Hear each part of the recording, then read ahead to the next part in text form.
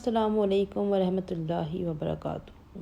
میں نے کہا کہ انڈیزائر ان ایکسپیکٹڈ سچویشنز میں ریئیکٹ نہیں کرنا چاہیے، غصہ نہیں کرنا چاہیے، بلکہ ریئیکشن کو کنٹرول کر کے سوچ سمجھ کر رسپونڈ کرنا چاہیے۔ جواب آیا کہ کہنا بہت آسان ہے، کرنا بہت مشکل ہے۔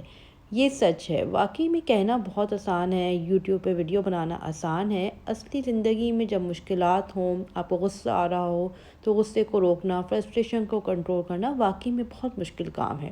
پھر کیا جائے؟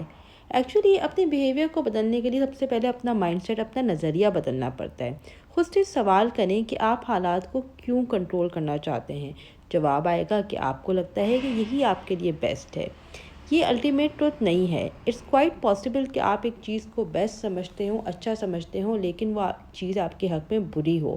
ایسا بھی ہو سکتا ہے ایک چیز کو، ایک سچویشن کو آپ برا سمجھتے ہوں لیکن وہ آپ کے حق میں بہتر ہو۔ دا پوائنٹ از کہ ہم نہیں جانتے۔ اتنی بڑی وسیع کائنات ہے جس کی ہمیں زیرو ویزیبلٹی ہے۔ ہمارے اندر روزانہ لاکھوں سیلز بن رہے ہیں، مر رہے ہیں۔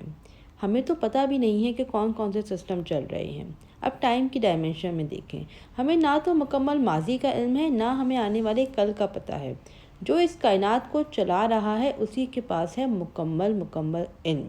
جب ہم اپنے علم کی لمیٹیشن کو ایکسیپٹ کریں گے تو پھر انڈیزائرڈ سچویشن کو ایکسیپٹ کر پائیں گے۔